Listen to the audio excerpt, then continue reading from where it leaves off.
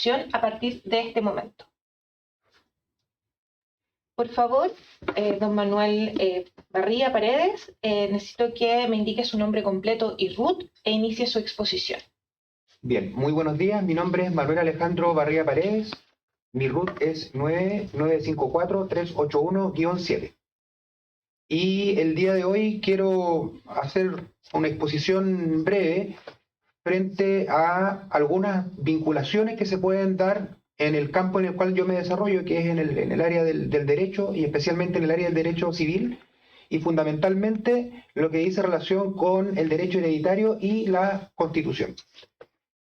Durante este último tiempo, a modo de ejemplo, se ha discutido mucho, por ejemplo, respecto de las reformas previsionales y fundamentalmente si estos tienen o tienen el carácter heredable, ¿ya? Y fue materia de discusión en la anterior Convención Constitucional, y eso y otros temas entonces me han hecho que pueda yo exponer sobre este tema, porque la discusión sobre la nueva Constitución va a constituir una nueva oportunidad para analizar diversos derechos fundamentales que hoy se encuentran garantizados por la propia Constitución, pero que requieren de una revisión. Y justamente uno de estos temas, o estas garantías, que requieren de un análisis pormenorizado es lo relativo al derecho de propiedad, que en materia hereditaria se encuentra limitado por las denominadas asignaciones forzosas, ¿ya? Que impone que el causante o cualquier persona tiene que reservar parte de sus bienes a ciertos parientes como sus hijos, personalmente representados por su descendencia, sus ascendientes, el cónyuge o el conviviente civil sobreviviente. De manera entonces de que si el causante tiene estas personas vinculadas a él, solamente podrá disponer libremente de una cuarta parte de sus bienes. La relación entre el derecho hereditario y la Constitución no ha sido abordado totalmente en Chile, pero sí en el derecho comparado. Llama la atención, por ejemplo, la Constitución alemana, que en su artículo 14 consagra a nivel constitucional el principio de libertad de testar, como un derecho individual del causante y también de sus sucesores.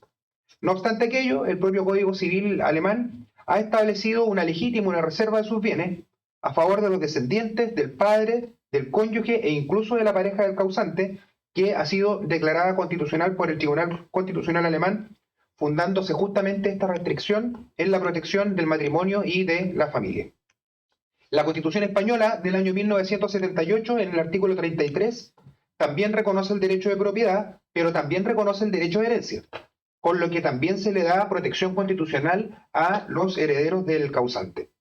En Argentina, por su parte, ya hay voces que han planteado la inconstitucionalidad de las restricciones a la libertad para disponer por causa de muerte al afectar el derecho de propiedad consagrado en su Carta Magna, restringiéndose la facultad de disposición del causante. En Chile, ni la Constitución actual, ni tampoco el anteproyecto de la Comisión Experta consagran el derecho de la herencia con rango constitucional. Lo que sí se reconoce nuevamente es el derecho de propiedad.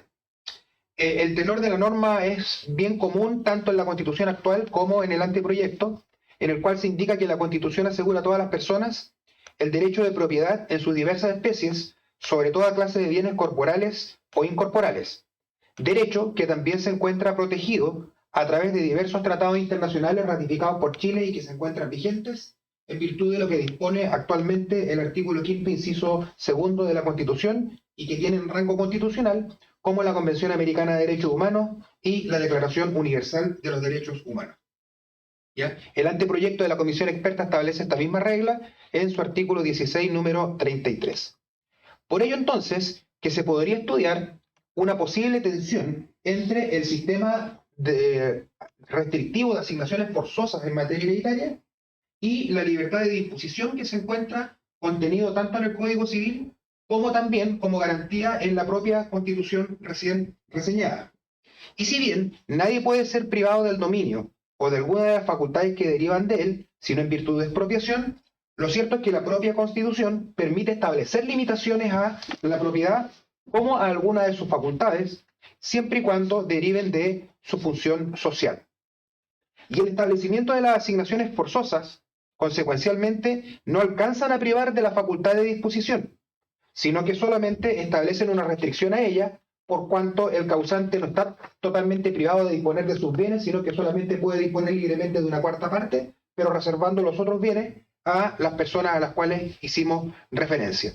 Y entonces ello podría generar una tensión entre el sistema sucesorio con el sistema o con la garantía del derecho de propiedad. Y entendemos que la restricción se justificaría siempre y cuando derive de la función social de la propiedad. En ese contexto, entonces, es posible preguntarse si las asignaciones forzosas, particularmente la legítima y la cuarta de mejoras, quedarían incluidos dentro del concepto de función social, a objeto de poder limitar la libertad que tiene el causante para disponer de sus bienes. Ello no es del todo claro, porque la actual Constitución, ni tampoco el anteproyecto, definen qué se entiende por función social de la propiedad. Solo se limita a indicar algunas circunstancias que configuran esa función y no creemos que las asignaciones forzosas quedan incluidos dentro de esos factores. Ello entonces implicaría una tensión evidente entre un sistema de asignaciones forzosas y la garantía constitucional del derecho de propiedad.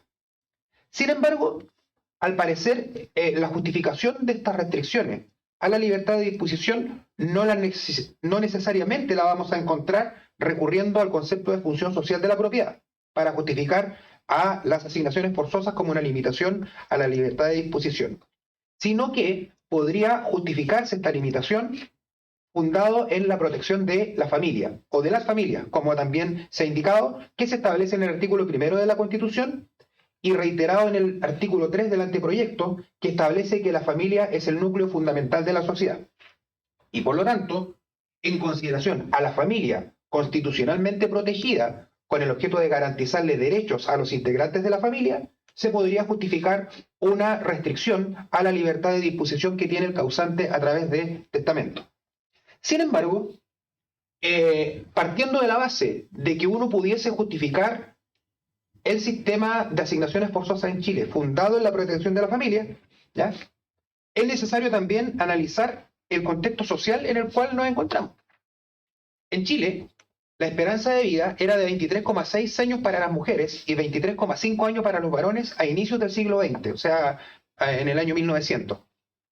La protección entonces de la familia era coherente en ese contexto, puesto que al fallecer el causante, sus hijos, fallecer el causante a esta edad que yo le señalaba, 23,6 o 23,5 años, sus hijos merecían protección jurídica a través de las asignaciones forzosas, protegiendo entonces a la familia.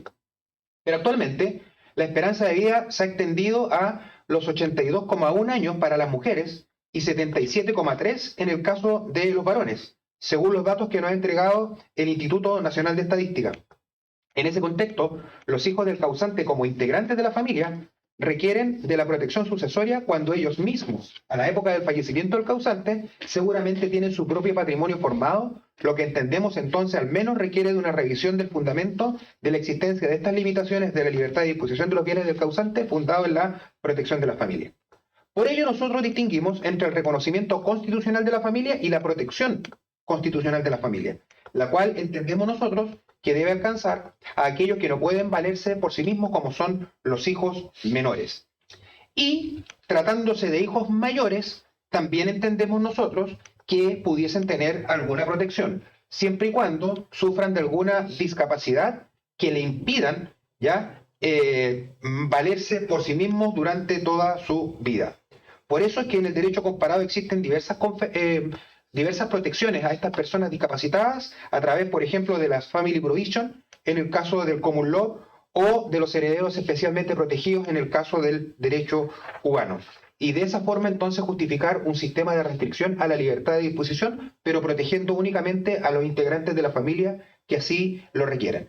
De esta forma entonces se pudieran establecer mecanismos de acciones positivas o de discriminación inversa, protegiendo desde el punto de vista sucesorio a quienes lo requieran, concordando entonces el principio de libertad de disposición en materia de propiedad con la protección de la familia para los integrantes que así lo requieran. Eso era lo que quería yo comentarle. Muchas gracias, don Manuel Barría Paredes. Agradezco su presencia.